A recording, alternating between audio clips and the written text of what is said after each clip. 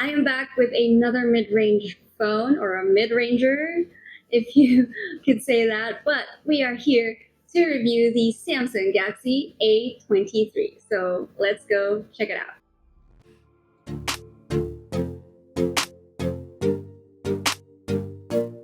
And here we have a very minimalistic box, if I do say so myself. It has the name on it, and it tells me what color I am getting. So I'm very excited for this color.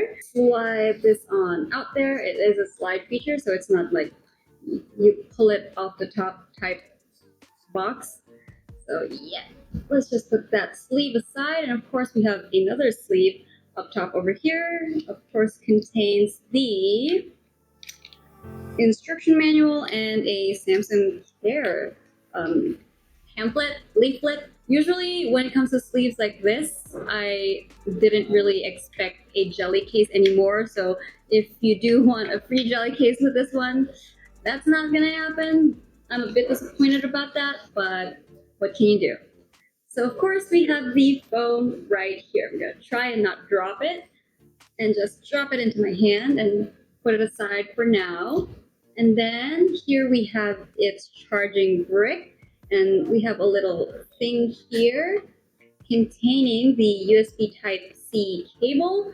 And then there is also a SIM card eject tool. I'm gonna need that. So what we have here is the gorgeous peach color of the Samsung Galaxy A23. It has a 90Hz IPS LCD display panel with a 1080 by 2408 pixel ratio, and it has Gorilla Glass 5. We also have its fingerprint scanner right here on the right side of the phone. So it is also the power button. So if you want to see just your notifications on your lock screen and you want to unlock the phone, very fast response rate, if I do say so myself.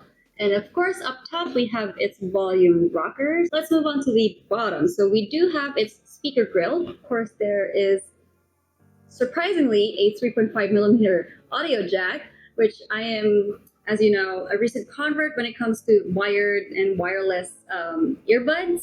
So I still appreciate wireless earbuds, but wired earbuds are still top notch, and I'm very, very glad that this phone has a audio jack on it. And of course the Type-C port, great for charging and of course for data transfer. So let's move on to the star of the show, shall we? I mean, I guess for me it is the star of the show because it's very eye-catching. Aside from the color, I mean, you whip this out and you'd be like, oh, look at the color of my phone, and everyone would be like, that's 4 cameras on the back of your phone.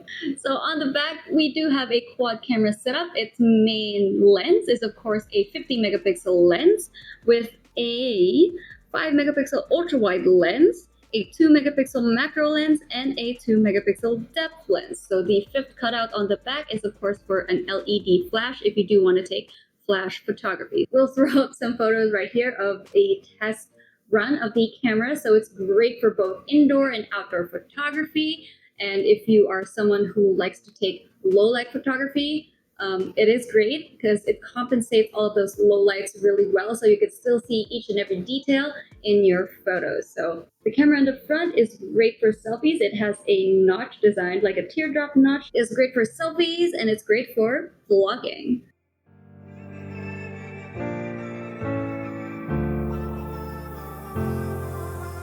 This is Pale. Pale. Can you feel saying? Or not Pale. Ganda nung kanyang packaging. Very one of a kind, very unique. Crazy Carabao. Hey, come on, camera. USB Type-C. Battery powered. Lights up. To tell you if you have enough batteries.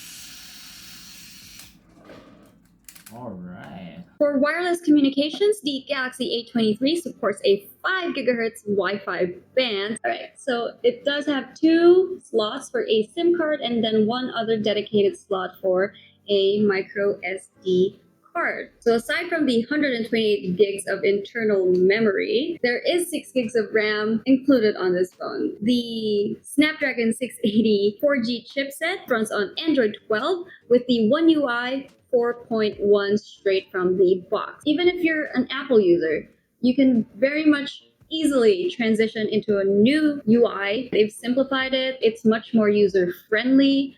I've been holding this up just for you guys to see because, again, there's someone might be out there that enjoys this color as much as I do because this is a gorgeous peach color. So aside from the gorgeous peach color, there is also a white, a black, and a blue option. Here are my thoughts on the performance of the phone. Of course, I am a person who has social media.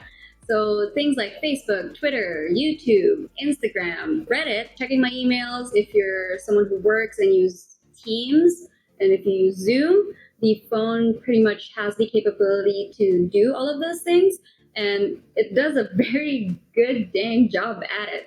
So if you're someone who multitasks a lot with your phone, the phone can actually keep up with you because I did try, writing articles on this phone and it works. It absolutely works. So if I'm looking at an email, I'll just switch over to the other app that I'm using to write emails, and then another app to write the articles. And then when I need a break, I'll just switch out into Facebook or into Instagram, or when I want to just read something. It definitely kept up with how busy I am with my phone at all times. Again, I'm not exactly just using it for work and for social media. I did also use this as a gaming phone. Even though it's not specifically designed to be a gaming phone, it definitely keeps up with how gaming phones are, if that makes sense. Because aside from it having great performance at above 30 FPS, when it comes to high graphics on Apex Mobile Legends, or when I'm playing Genshin Impact and I didn't touch the settings at all. I didn't touch the graphics. I didn't put it to low or anything. It was literally on what the software recognized as the best graphics settings for me to be able to enjoy the game. It ran absolutely no problems whatsoever. When I did check, it was on high. And yeah, so it very much just keeps up with very heavy usage as well as very demanding usage. The 5,000 milliamperes of battery is an absolute monster. And by monster, I mean that in a good way. So yes, it is just a 5,000 milliamperes worth of battery with a 25-watt fast charging capability. When I say monster, I mean monster, because this thing, it just didn't die. It gave us a screen on time of continuous usage up until around 15 hours worth of battery. So 15 hours on your phone, that's just absolutely insane. But if the screen is off, it can last up until 182.5 hours. That is almost 8 days worth of battery just with the screen off. I'm sorry, I'm just dumbfounded with 8 days. 8 days worth of battery. That is insane to me. They just don't do it like that anymore.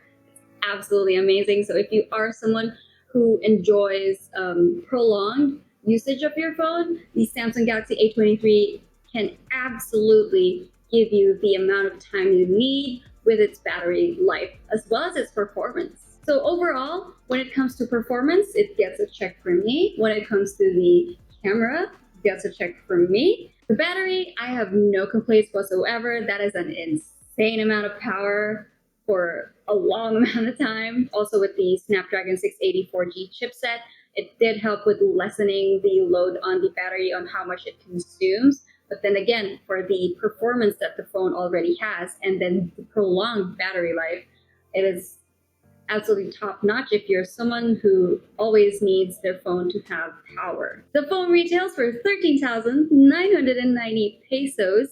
Absolutely bonkers. It's a very, very affordable mid-ranger.